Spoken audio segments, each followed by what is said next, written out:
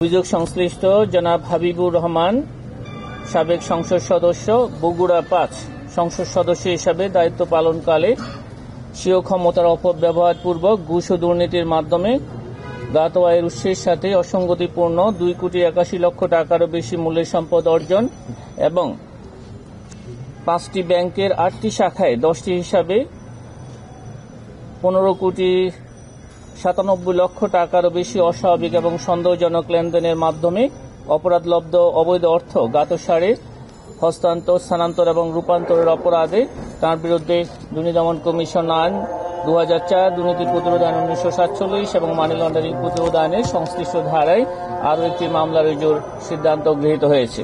অভিযোগ সংশ্লিষ্ট জনাব মোহাম্মদ আসিফ ইকবাল সনি উপজেলা পরিষদের চেয়ারম্যান হিসেবে দায়িত্ব পালনকালে স্বীয় ক্ষমতার অপব্যবহার পূর্বক ঘুষ ও দুর্নীতির মাধ্যমে 4,16,00,000 টাকারও বেশি মূল্যের সম্পদ অর্জন এবং 7টি ব্যাংকের 8টি শাখায় 12টি হিসাবে 44,43,00,000 টাকারও বেশি অস্বাভাবিক ও সন্দেহজনক লেনদেনের মাধ্যমে মানি লন্ডারিং সংক্রান্ত অপরাধ করায় তার বিরুদ্ধে দুর্নীতি দমন কমিশন আইন 2004, দুর্নীতি প্রতিরোধ আইন 1947 এবং মানি লন্ডারিং প্রতিরোধ আইনের সংশ্লিষ্ট ধারায় আরও একটি মামলা রুজুর সিদ্ধান্ত গৃহীত হয়েছে। অভিযোগ সংশ্লিষ্ট জনাব জিয়াউল আহসান,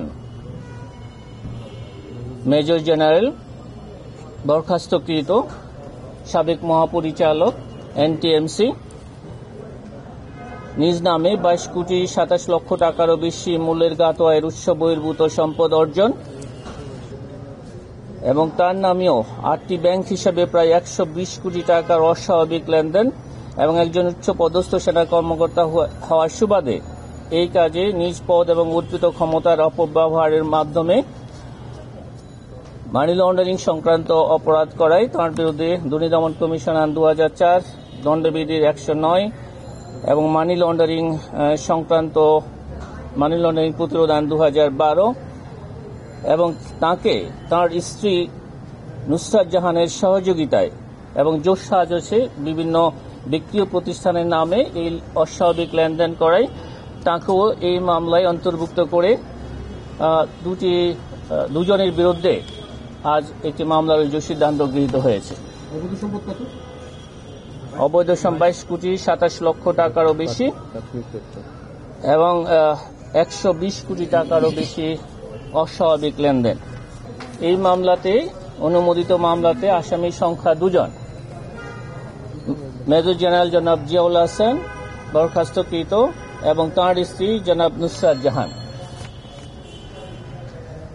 অভিযোগ সংশ্লিষ্ট জনাব নুসরাত জাহান, স্বামী মেজর জেনারেল জনাব জিয়াউল হাসান, বরখাস্তকৃত, নিজ নামে জ্ঞাত আয়ের উৎস বহির্ভূত 18,59,00,000 টাকারও বেশি মূল্যের সম্পদ অর্জন এবং তার নামেও 4টি সক্রিয় ব্যাংক হিসাবে প্রায় 222,50,00,000 টাকারও বেশি অস্বাভাবিক লেনদেন এবং স্বামী অভিযোগ সংশ্লিষ্ট জনাব জিয়াউল হাসান সহযোগিতায় এবং পরস্পর যোগ সাজসে বিভিন্ন ব্যক্তি ও প্রতিষ্ঠানের নামে স্থানান্তর, হস্তান্তর, রূপান্তরের অপরাধে দুর্নীতি দমন কমিশন আইন 2004, দণ্ডবিধির 109, মানি লন্ডারিং প্রতিরোধ আইন 2012 এর সংশ্লিষ্ট ধারায় আরও একটি মামলা রুজুর সিদ্ধান্ত গৃহীত হয়েছে।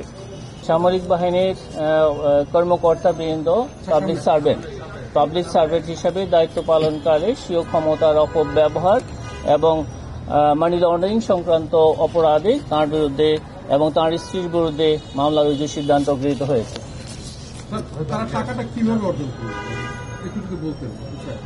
আমরা বলেছি স্বীয় ক্ষমতার অপব্যবহার এবং বিভিন্ন ঘুষ ও দুর্নীতির মাধ্যমে এই অস্বাভাবিক লেনদেন এবং এই অর্থের জ্ঞাত আয় বহির্ভূত সম্পদ অর্জনের অপরাধে তাঁর এবং তাঁর স্ত্রীর বিরুদ্ধে মামলা রুজুর সিদ্ধান্ত গৃহীত হয়েছে। অস্বাভাবিক লেনদেনের পরিমাণ 222.50 কোটি টাকা এবং তার জ্ঞাত আয় বহির্ভূত সম্পদের পরিমাণ 18,59,00,000 টাকারও বেশি। মামলা রুজুর কার্যক্রমটা প্রক্রিয়াধীন আছে, আজও হতে পারে অথবা আগামীকাল হতে পারে। মামলা রুজু শেষে এই মামলার তদন্তের জন্য তদন্তকারী কর্মকর্তা নিয়োগ করা হবে।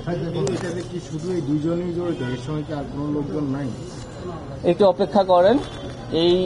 এই অভিযোগ সংশ্লিষ্ট ব্যক্তিদের সাথে আরো যারা যারা এই সাথে আছেন তাদের বিরুদ্ধেও কার্যক্রম চলমান আছে, আপনারা দেখতে পাবেন।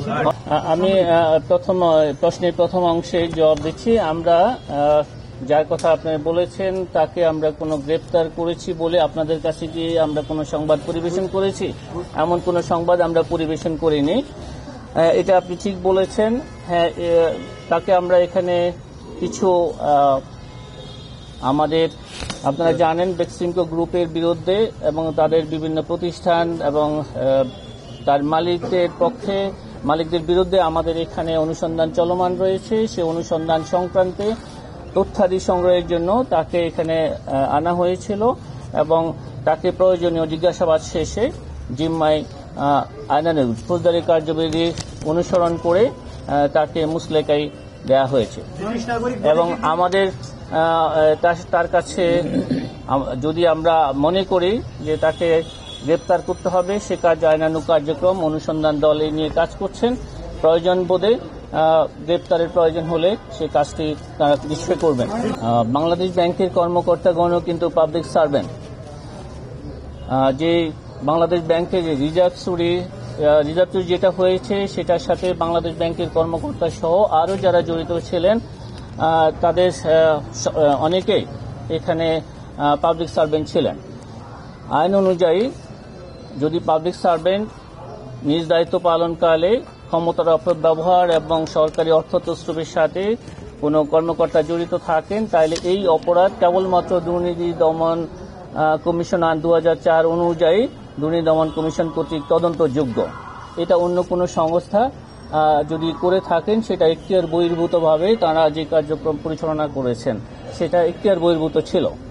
আমরা আইনানুগভাবে এইটা তাদের কাছে সিআইডির কাছে, যেহেতু সিআইডি এই বিষয়ে ইতিপূর্বে তদন্ত শুরু করেছিলেন, প্রক্রিয়াগত এবং আইনানুগভাবে এটা ত্রুটিপূর্ণ ছিল সেই বিষয়টা আমরা তুলে ধরে তাদের কাছে পত্র যোগাযোগ করা হয়েছে। কারণ আমরা অতীতে দেখেছি এখতিয়ার বহির্ভূতভাবে দুদকের তফসিলভুক্ত অপরাধের ক্ষেত্রে পুলিশ সহ অন্যান্য আইন শৃঙ্খলা বাহিনী নিজেরা তদন্ত করে বিজ্ঞ আদালতে প্রতিবেদন দাখিল করেছেন, চার্জশিট দাখিল করেছেন এবং সেই মামলাগুলো আমাদের কাছে বিজ্ঞ আদালত পরবর্তীতে এখতিয়ার বহির্ভূতভাবে মামলাগুলো তদন্ত করার কারণে তদন্তের জন্য দুর্নীতি দমন কমিশনে প্রেরণ করেছে। এই প্রক্রিয়াটাও সিআইডি যে কার্যক্রমটা তাদের আইন অনুযায়ী তারা করছিলেন সেটা অ্যাকচুয়ালি এখানে যদি বাংলাদেশ ব্যাংকের কর্মকর্তাদের সম্পৃক্ততা রয়েছে, সেই কারণে এটা যদি তদন্ত করে চার্জশিট দেনও আদালতে তারপরও এটা ত্রুটিপূর্ণ হতো এবং আবার এটা দেখা যেত যে 2 বছর তদন্ত শেষে আবার এটা দুদকের কাছে ফেরত আসতো। তো সেটা আমরা আগেই সংশোধনের জন্য এই উদ্যোগটা গ্রহণ করা হয়েছে।